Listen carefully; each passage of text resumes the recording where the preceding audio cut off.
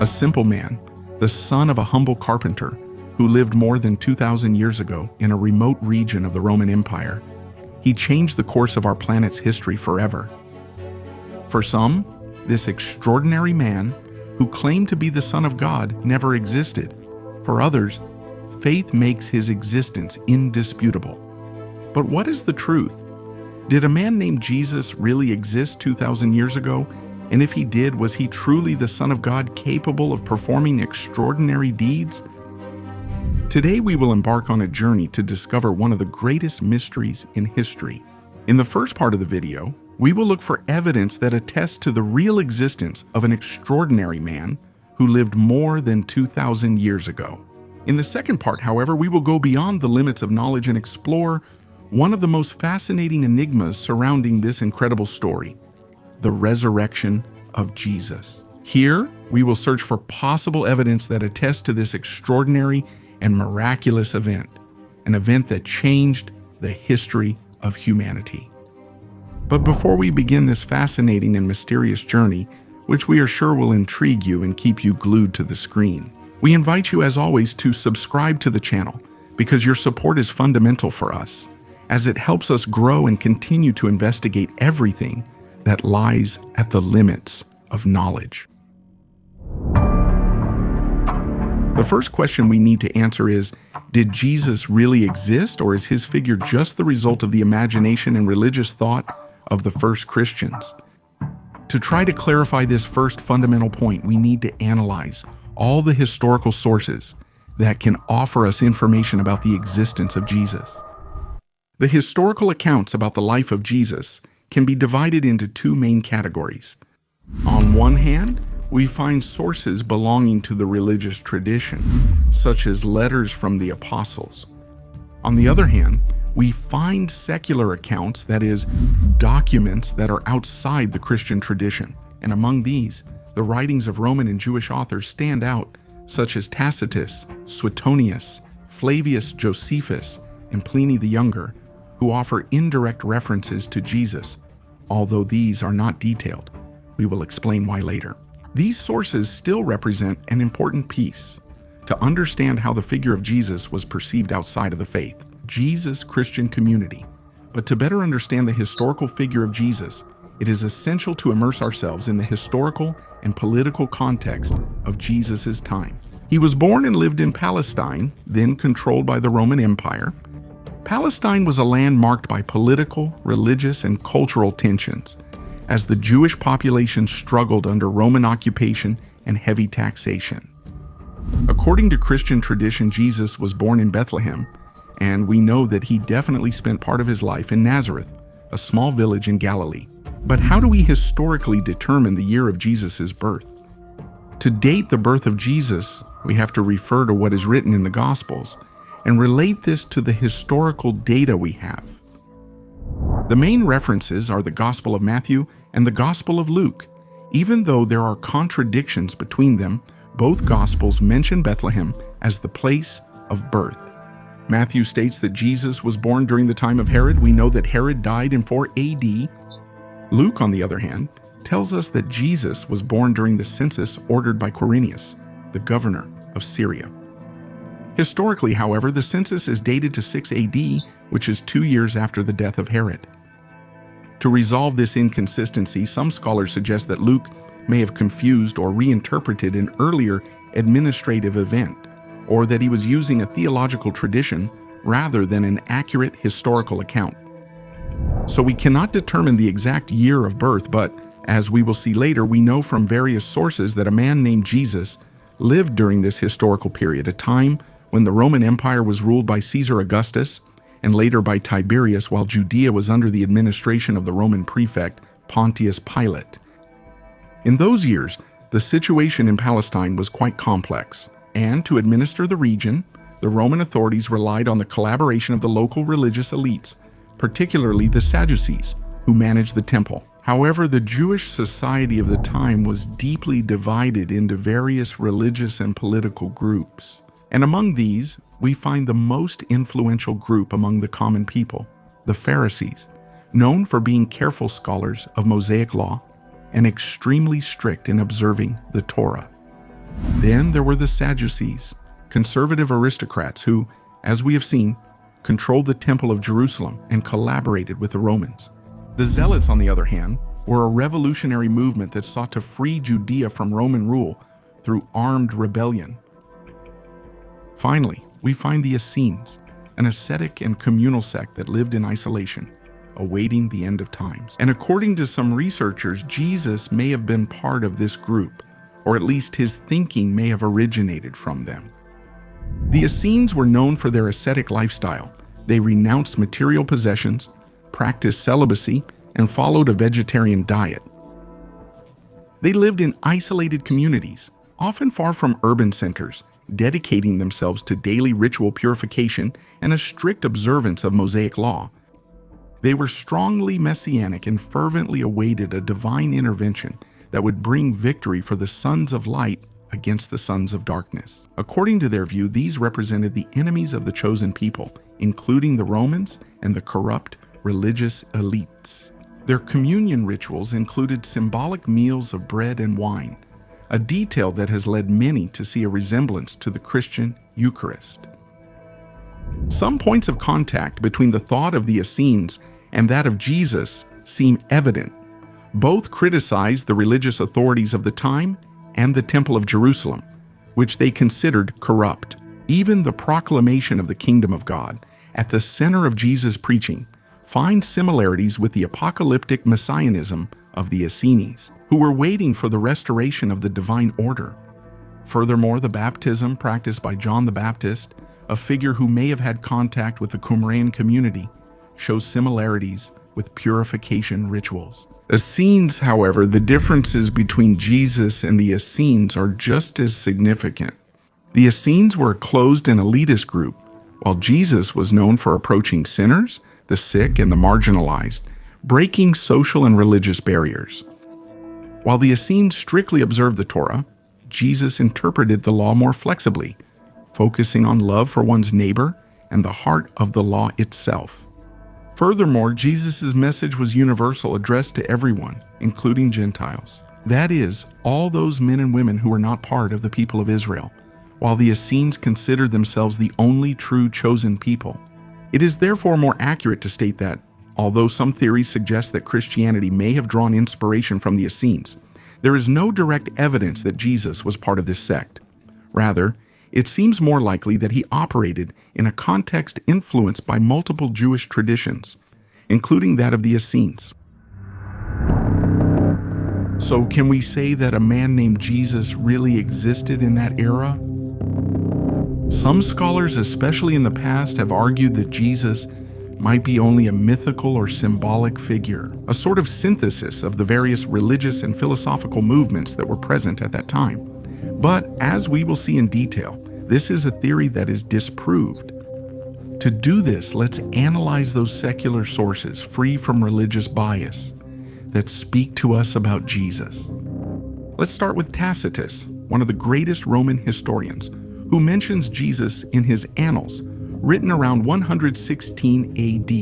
In a passage where Tacitus describes the persecution of Christians by Nero, we find written, because Nero blamed them for the fire and inflicted torture on the Christians, a sect hated for its crimes, whose founder, Christ, had been executed under Pontius Pilate during the reign of Tiberius.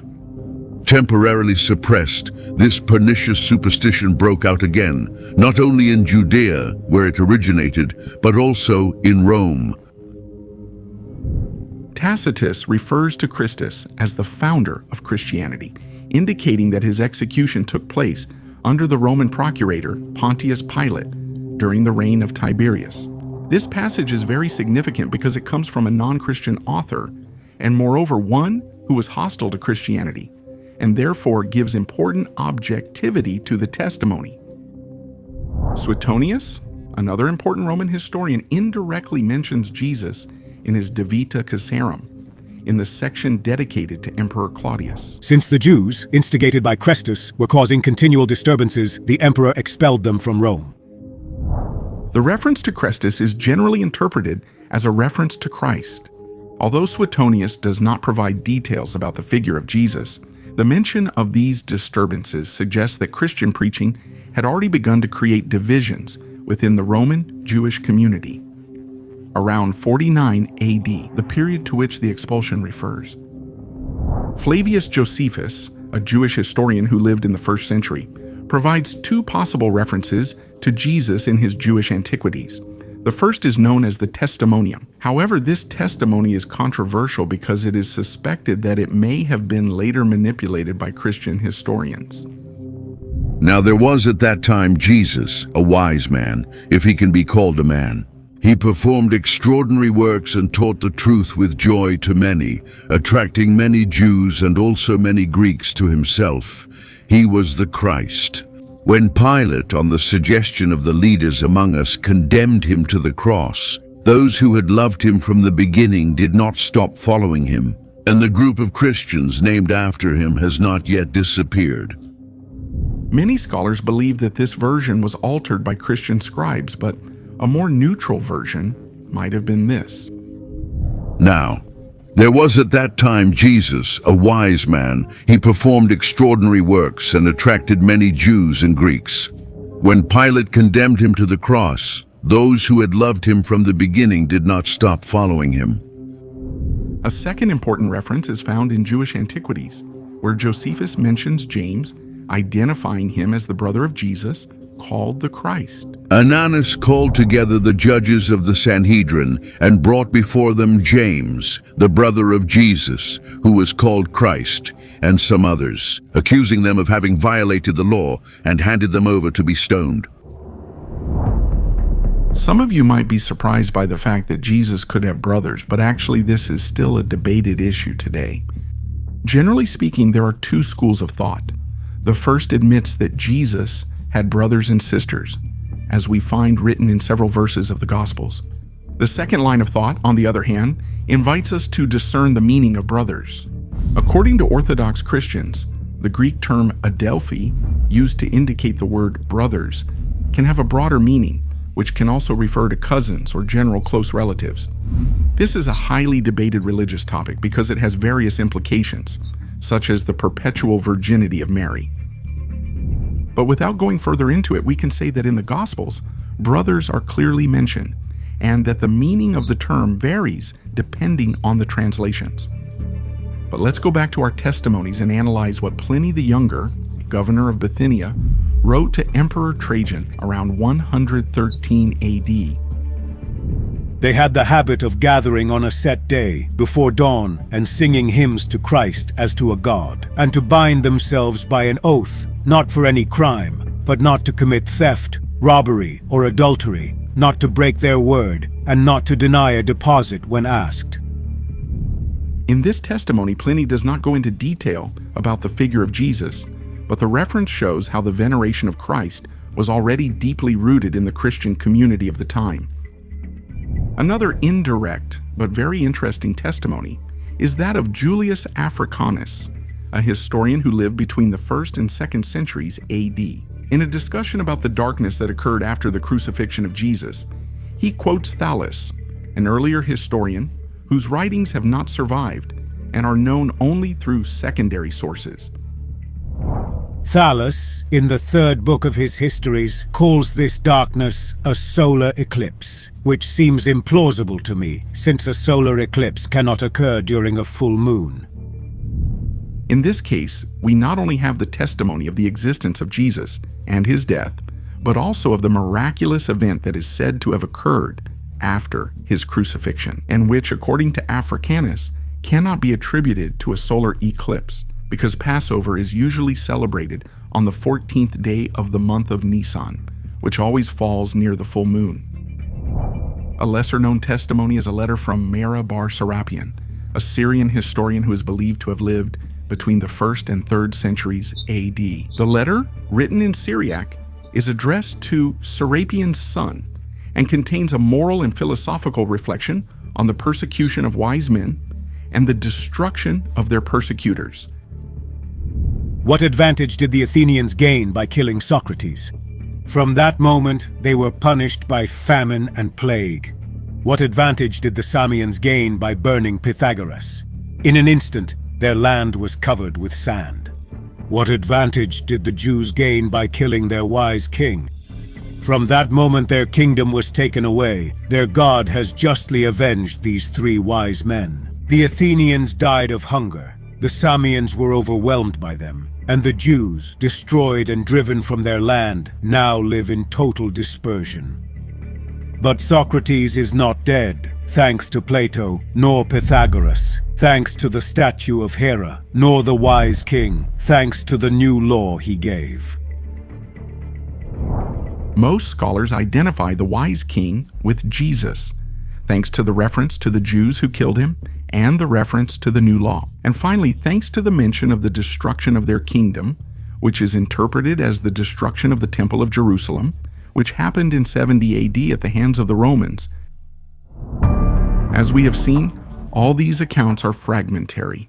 Jesus is mentioned in relation to other topics, and while this may seem like a small thing, it is actually fundamental in determining whether Jesus existed or not.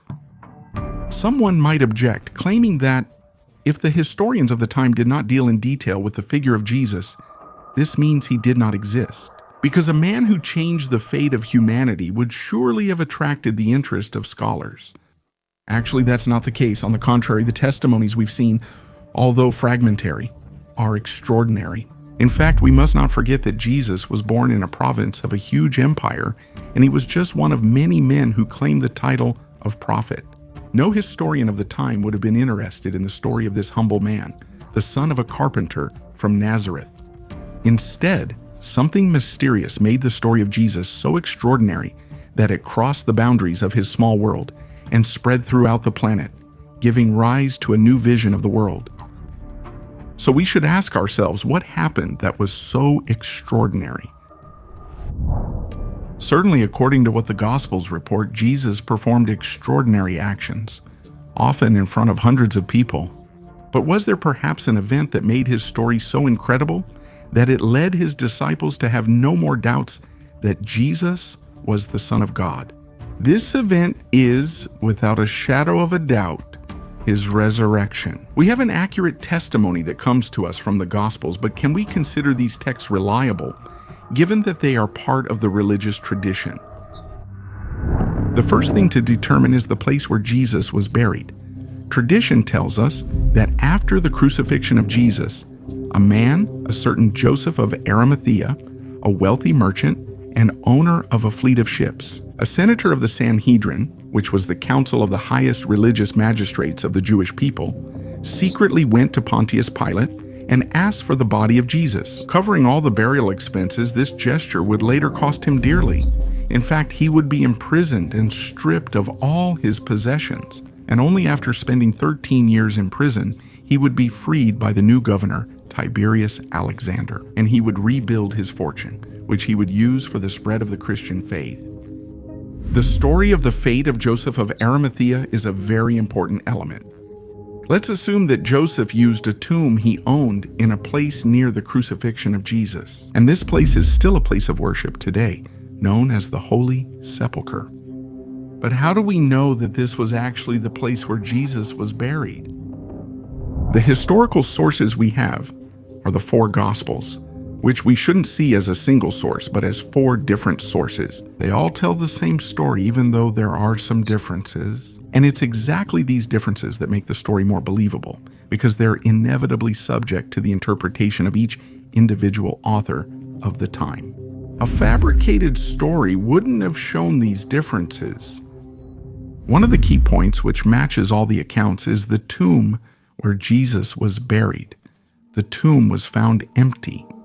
The story of the burial and resurrection of Jesus has some peculiarities that make it, although extraordinary, very credible. Let's start with the first one, which concerns Joseph of Arimathea. If this had been a made-up story, it's unlikely that he would have been used as the main character in this event. Joseph was in fact a Jew who was disliked by the Catholics of that time, and if he were an invented character, they would most likely have chosen another protagonist, perhaps an apostle. But as we said, the most important element is definitely the testimony of the empty tomb. This is a fact that must have happened, because the Christians of that time could never have gone around saying that Jesus had risen. If his remains were still in a tomb at the same time, they would have been proven wrong in no time. So, one way or another, the body of Jesus was no longer in the tomb. We also have confirmation of this from some Jewish works that were irreverent toward Christians. A primary source is a tradition that was originally oral and dates back to the 1st century, so it's almost contemporary with the death of Jesus. And in this very tradition, there is the unintentional admission that Jesus' body was no longer found after the burial. The explanation given at the time was that the body was stolen by the apostles, and there is no text in Jewish literature that denies the story of the empty tomb. After Jesus was executed and buried, his disciples spread the news of his resurrection. A gardener, fearing that the tomb would become a place of worship, moved the body elsewhere. When the disciples did not find the body, they proclaimed that he had risen. At the death of Jesus. In reality, we know that the disciples were frightened, intimidated by what was happening. Even Peter himself, as the Gospels tell us, denied knowing Jesus. And it's very unlikely that in such an atmosphere, the apostles were so well organized that they could steal the body from the tomb, a tomb that was most likely guarded by Roman soldiers. To all this, another important element is added. Why talk about resurrection? Why invent this event that is totally foreign to the Jewish tradition? It would have been more logical and also more consistent with the scriptures to tell of a bodily assumption, just as the Jewish tradition claims happened with some of its illustrious figures, like Enoch or Elijah, who in the Old Testament ascended to heaven. Why did the apostles instead firmly claim that Jesus had risen from the dead? This was something that even at the time would have been considered not only impossible by the Jews themselves, but even blasphemous. So why invent this element? And above all, what would have been the purpose? The death of Christ will not bring anything good to the first Christians, who will end up being flogged, persecuted, and eventually killed. Who would have maintained a lie in the face of years of torture? Finally, if they had really stolen the body, they would have had to bury it somewhere. And that place, no matter how secret, would hardly have failed to become a place of worship. And if this had happened, some element, some small fragment, would have survived to this day. But even the account of the resurrection is unusual, and it has elements that make it hard to think it could be just a mere fabrication. Some women went to the tomb to complete the funeral rites that had been interrupted by the Sabbath. What they found, or rather, what they did not find, upset all their expectations. The tomb was empty. This element, consistently reported by all the gospel traditions, is another fundamental point of the account and deserves a lot of attention in the context of first century Judaism. The testimony of women was not considered valid in court. If the Gospels had been the result of an apologetic elaboration, they would certainly have attributed the discovery of the empty tomb to male witnesses. The fact that the account centers on figures like Mary Magdalene, a woman with a controversial past, makes the idea of a fictional story. That's unlikely, because at that time women were not considered credible witnesses. However, the empty tomb, as significant as it is, would not alone have given rise to the Christian movement. What truly transformed the disciples was the experience of the appearances of the risen Jesus. Paul, in the first letter to the Corinthians, provides a list of witnesses who claim to have seen Christ alive after his death. Peter, the 12, a group of over 500 people and himself.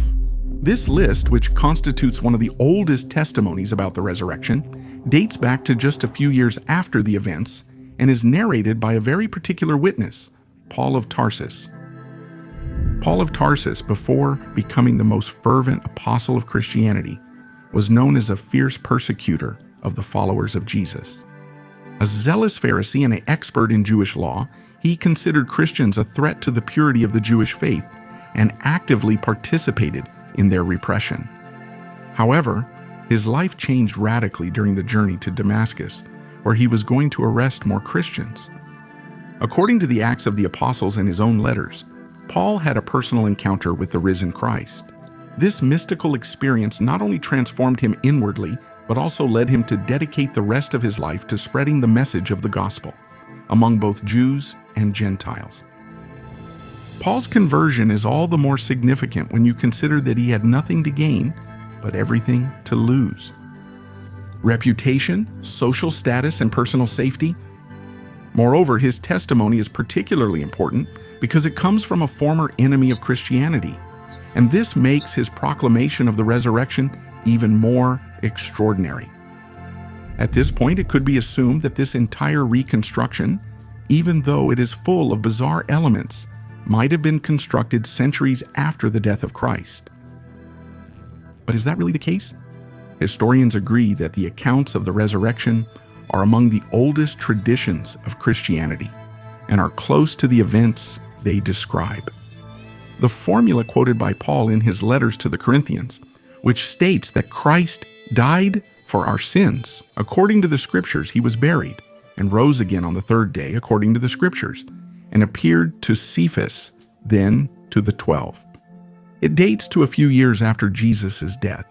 The Gospel of Mark itself, the oldest of the Gospels, contains a concise but coherent account of the empty tomb, suggesting that this element was already an integral part of early Christian tradition, and therefore cannot be a reconstruction that happened years later when Christianity would become established in the world. But the extraordinary and unusual events don't end here. As mentioned earlier, Christian tradition identifies the Holy Sepulchre in Jerusalem as the place of Jesus' burial and resurrection. This site is located inside the Basilica of the Holy Sepulchre, built in the 4th century by order of Emperor Constantine.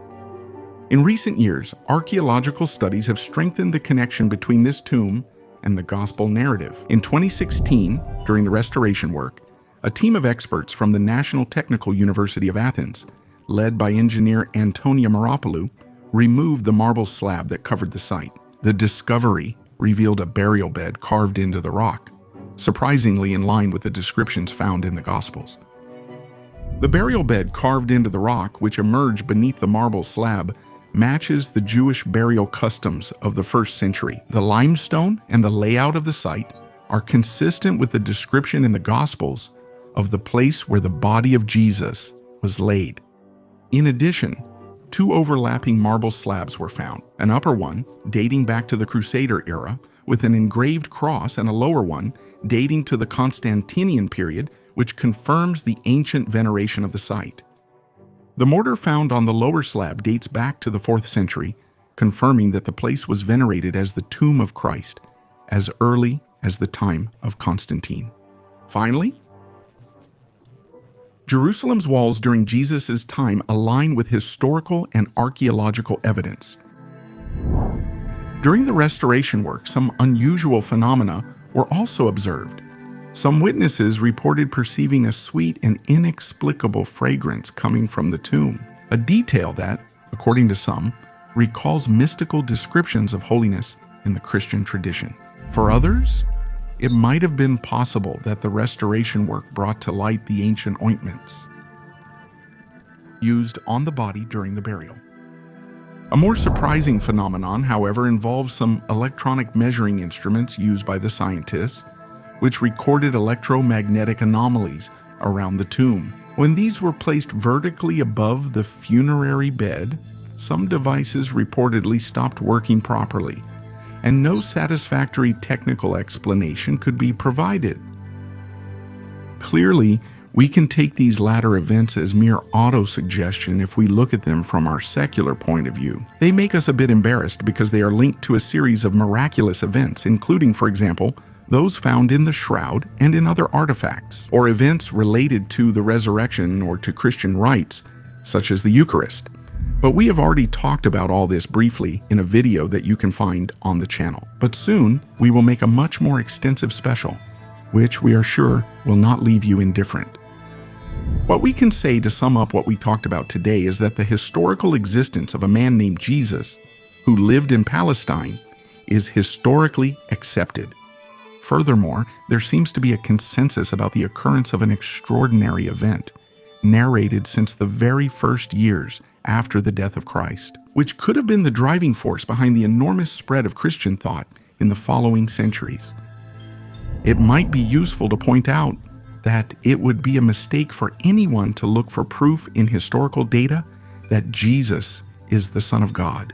This is in fact a matter for religion and faith, and it is certainly not our role. What we can reiterate is that something out of the ordinary definitely happened in those years in Palestine. And perhaps all of this is at the root of the success of a religious philosophy that, in the following centuries, would spread throughout the world. At this point, we are really curious to know your opinion. And if you like the video, don't forget to subscribe to the channel to support our work and not miss the next videos. See you in the next story.